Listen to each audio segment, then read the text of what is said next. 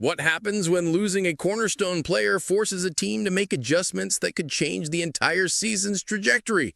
The Los Angeles Chargers are once again staring down critical decisions, but there's more behind the curtain than fans realize. Rashawn Slater's devastating injury brought an unexpected weight. The question now is whether this challenge will forge the team into something stronger or drag them down. And somewhere in the shadows, there's a player who could quietly be the key to this reset. The 2025 season just turned a page, and it's a big one. When Slater went down, the first reaction inside the building wasn't just medical concern. It was strategic alarm. You don't replace a franchise left tackle with a phone call, and the Chargers know it. The quick move was to sign David Sharp, a name that won't line up headlines but carries a unique resume. 7 teams since entering the league in 2017. It's not the signing fans dream about, but it's the bet the front office is making to keep the ship afloat until the season kicks off.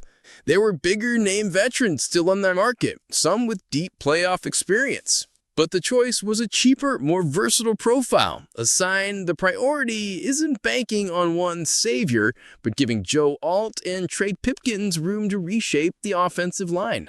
The internal blueprint is already drawn. Alt shifts to the left side, Pipkins to the right, with Sharp as a rotational piece. That rotation also includes Jamari Salyer, Ryan Nelson, and Corey Stewart. A quiet battle that will decide not just depth, but the stability of the line. Sharp might not bring flash, but insiders value one thing he does have: adaptability. He's played in multiple systems, faced heavy defensive fronts, and understands what it means to step in last minute and at least keep the quarterback upright. For the Chargers, every clean snap for Justin Herbert could be the difference between staying in contention or seeing the season slip away before September ends. At practice, coaches are watching more than blocking technique. They're studying chemistry, communication, and how players react under pressure. In the next preseason game against the Saints, Salyer will start on the left side. If he delivers, the hierarchy could change before week 1. And knowing Jim Harbaugh's history with quick decisions, that's no small detail. Sharp's arrival came alongside another move, signing tight end Thomas Yasman and releasing McCullen Castles. Small roster tweaks that casual fans might overlook, but for a team trying to survive the loss of a pillar like Slater, they're part of keeping the machine running. Behind closed doors, the message is clear. The Chargers know there's no replacing Rashawn Slater. The goal is to absorb the blow without collapsing. And in that process, even under-the-radar additions like Sharp can end up as the kind of move that quietly saves a season. A blowout preseason win usually doesn't mean much, unless it suddenly opens a market opportunity too big to ignore. That's exactly what happened after the Hall of Fame game against the Lions. While fans were buzzing about Trey Lance's steady play and Taylor Heinicke's controlled veteran presence, another signal came through loud and clear. Backup quarterbacks are in demand, and one team in particular looks desperate. The Tennessee Titans made that list after a preseason opener that went off the rails. Losing 29-7 to the Buccaneers wasn't the real issue. It was the performance from all 3 quarterbacks.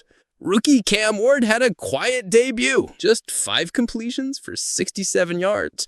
Then came the bigger problem. Brandon Allen and Tim Boyle split the rest of the game and delivered a string of mistakes that would make any front office reconsider their depth chart. Together, they completed only 40% of their passes, threw for under 90 yards, and gave up 3 interceptions. For the Chargers, that's a flashing green light.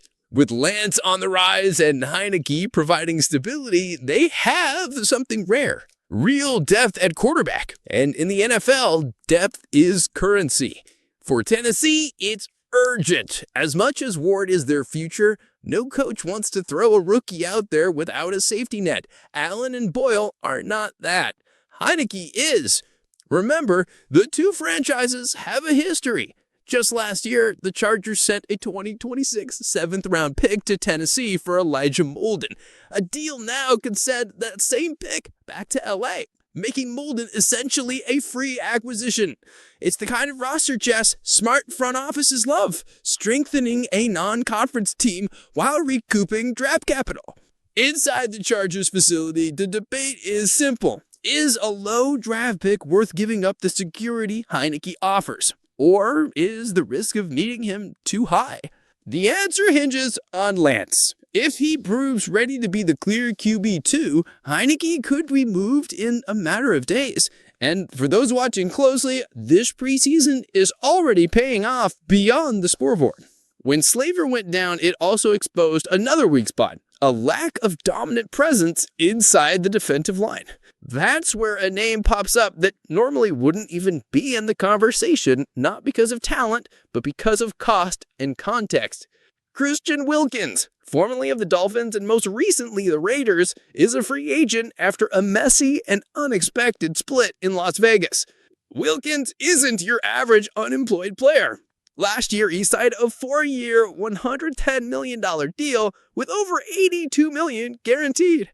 But a foot injury and internal friction cut his stay to just 5 games, where he still managed 17 tackles, 2 sacks, and 2 tackles for loss. The stat line doesn't match his reputation as an interior disruptor who can push the pocket, something the Chargers haven't had since Linval Joseph. For LA, it's tempting and risky all at once. Wilkins won't be ready for week 1, meaning you're investing in a delayed return. But when healthy, he's exactly the kind of player who changes a defensive identity. With Tierratar in the middle and a rotation of less imposing names, adding Wilkins could give the unit the intimidation factor it's missing. Sources say the debate is real. The pro-Wilkins side points to the AFC's offensive firepower. Constant interior pressure could be the difference between stopping Mahomes late or watching the lead vanish. The opposing view warns that spending big on an injured player with recent locker room friction could drain already tight resources. The interest is legit. USA Today even listed the Chargers as one of the most logical fits provided the price and role are right. A short-term incentive-heavy deal could lower the risk while potentially turning the defensive line into a real weapon. For a team that's already lost its anchor protecting Herbert, bolstering the defense could be both damage control and a statement that the 2025 season won't be defined by injuries, but by smart responses. The Chargers are heading into 2025 facing a test that goes beyond individual talent. It's about resilience, turning losses into fuel and uncertainty into opportunity. Losing Slater, navigating the trade market, weighing risky signings, it's all part of a bigger game of precision moves.